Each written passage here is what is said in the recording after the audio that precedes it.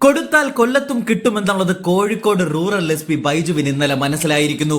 രാജ്യത്തെ ഒരു പാർലമെന്റ് അംഗത്തിന്റെ തലയും മൂക്കിന്റെ പാലവും അടിച്ച് തകർത്ത് കളഞ്ഞിട്ടും അങ്ങനെയൊന്നും പോലീസുകാർ ചെയ്തിട്ടില്ലെന്ന് റിപ്പോർട്ട് കൊടുക്കുകയും മാധ്യമങ്ങൾക്ക് മുന്നിൽ വന്ന് പറയുകയും ചെയ്ത പോലീസ് ഉദ്യോഗസ്ഥനാണ് ബൈജു. ഇന്നലെ താമരശ്ശേരിയിൽ ജനകീയ പ്രക്ഷോഭത്തിൽപ്പെട്ട് അടി വാങ്ങിക്കുമ്പോൾ അത് ഒരു ചരിത്ര നിയോഗമായി കണ്ടവരെ കുറ്റം പറയാനാകില്ല. നമുക്കറിയാം, ഷഫി പറമ്പിൽ എന്ന MP ഒരു കേസിലും പ്രതിയല്ല, ഒരു ജനകീയ നേതാവാണ്.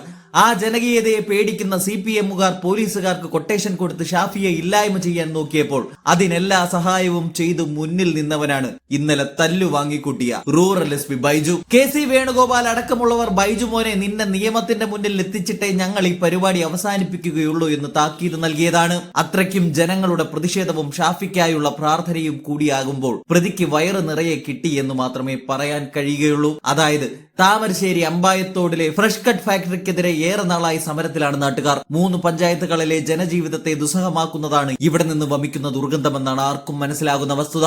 പക്ഷേ അവിടെയും ന്യായമായി സമരം നടത്തുന്നവർക്കെതിരെയാണ് പിണറായി വിജയന്റെ പോലീസ്. പാവങ്ങളുടെ ഭാഗം കേൾക്കാൻ തയ്യാറാക്കാത്ത പോലീസ് അടിച്ചമർത്താൻ നോക്കിയപ്പോഴാണ് എല്ലാ ജനങ്ങളും രോഷാകുലരായത്.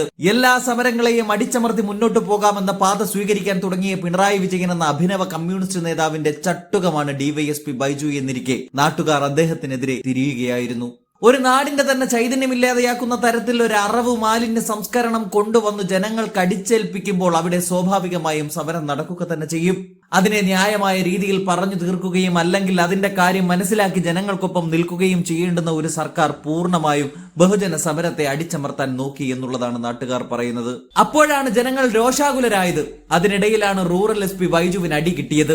ഇത് തന്നെയാണ് പേരാമ്പ്രയിൽ നടന്നത്. സമാധാനപരമായി പ്രകടനം നടത്തുന്നവർക്കെതിരെ CPM അക്രമികളുടെ വാക്കും കേട്ട് പ്രകോപനം സൃഷ്ടിക്കുകയും അതിനിടയിൽ സ്ഥലം MPയെ ലക്ഷ്യം വെച്ച് തലയും മൂക്കും പോലീസ് അടിച്ചു പൊട്ടിക്കുകയും എന്നൊക്കെ പറഞ്ഞാൽ കേരളത്തിന്റെ ചരിത്രത്തിൽ തന്നെ കണ്ടിട്ടില്ലാത്തതാണ്.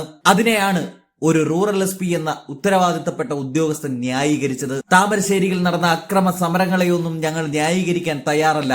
എങ്കിലും ജനവികാരം അറിഞ്ഞു പ്രവർത്തിക്കാത്ത ഭരണകൂടവും അതിന് ഗുണ്ടകളെപ്പോലെയായി അധപ്പതിച്ച പോലീസ് സംവിധാനവുമാണ് ഇതൊക്കെ വരുത്തി വെക്കുന്നത് എന്നുള്ളതാണ് സത്യം. അതിനിടയിൽ കാരണക്കാരായവർക്ക് അടി കിട്ടിയാൽ അത് ഇരന്നു വാങ്ങിയത് എന്നേ പറയാനുള്ളൂ.